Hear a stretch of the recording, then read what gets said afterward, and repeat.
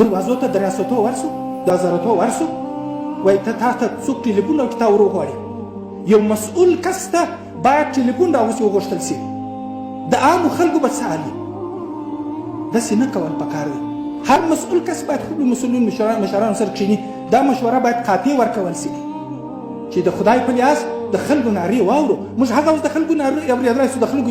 د نارو جواب ورکولی سو موږ هغه وخت د فساد مخ نیولی سو موږ هغه وخت د بدیو مخ نیولی سو چې موږ خپل خلک پرېږدو چې موږ وویني موږ ته حل وایي که موږ ته خلک موږ نسي لیدلی موږ ته حل نسي ویلی نو خو په دروازه کې پاتې سو ستا مامور خلک خوري او مشورې ته اړتیا ده مشوره خو د خپل اهل لري د هر چا سره خو مشوره نه ده مناسبه چې په هیڅ نه پوهېږي لوی اصل د انسانیت په ژوند کې یوازې پاک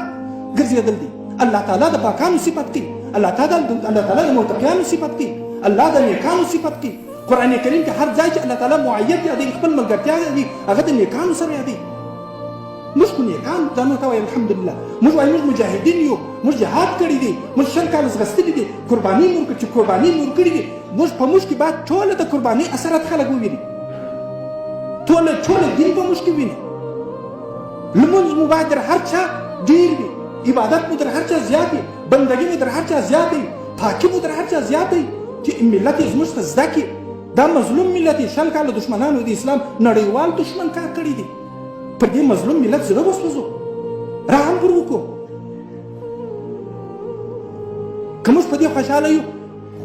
چې موږ ته ریاست ورسیږي موږ ته وزارت ورسیږي موږ ته معینیت ورسیږي موږ ته مقام ورسیږي په دې نه پوهېږو ثم لتسألن یومئذ عن النعیم الله د ټولو نعمتو پوښتنه لازم کوم ستاسو لار ولا کسې موږ خو هغه کسان یو چې ټولو هغو بدیو ته مو بد ویل نن موږ څنګه باید ونه ساتو بهترینه زده کړه من بد کنمو تو بد مکافاته پس فرق میانی من و تو چیست بگو تا پر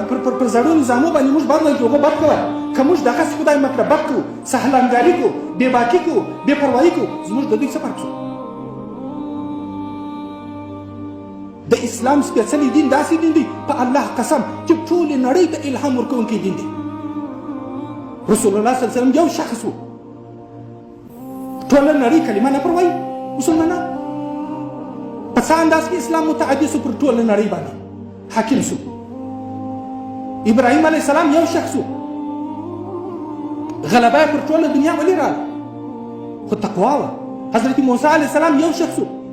څنګه د فرعون لښکر ته ماته ورکړه تقوا وه ګرنه تقوا داری از گاوی بتر که تقوا نه وه څه شته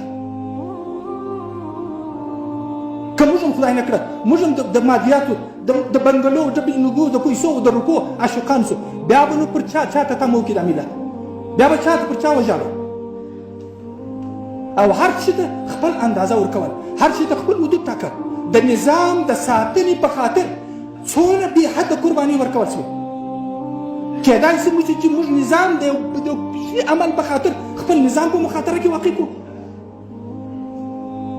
نظام د نړۍ سره مواجهت ته وکړو علیاذ بالله موږ ټولې دنیا ته باید د خپل اسلام سپېڅلتیا ور وښیو د خپل نظام سپېڅلتیا وښیو داسې نظام جوړ کړو لکه څنګه چې نظامي انقلاب مو راوستئ اخلاقي او اسلامي انقلاب باید راوړو زموږ خلک باید پر موږ عاشقان سي زموږ دین دومره سپېڅلی دین دی افغانان بهترین خلک دي هیڅ عیب نه لري زموږ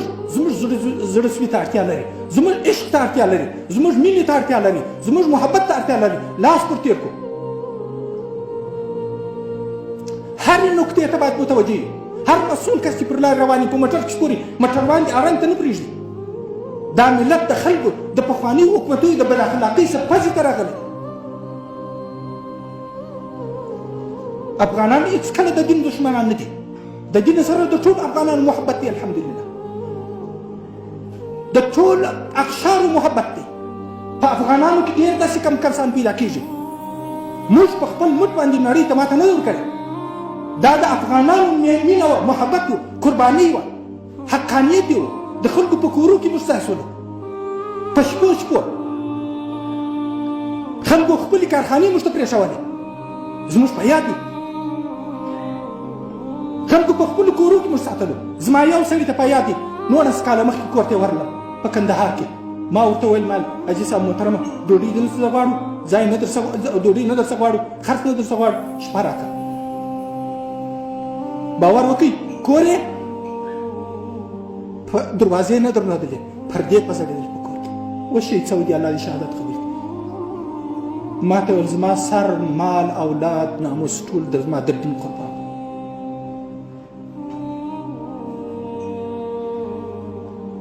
دا شمه د قرباني د ملت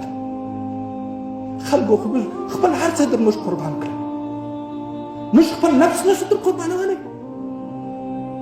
نفس بس از مدحوها فرعون شد کن ذلیل النفس هونا لا تسود نفس خو فرعون ګرځي د ډېرې صفت وسه نفس ته ځای مه ورکوه نهى النفس عن الهوا الله وایي نفس بند کړه هوا څخه دا زموږ شخصي فکر دی زموږ ټولو ورونو ته ټول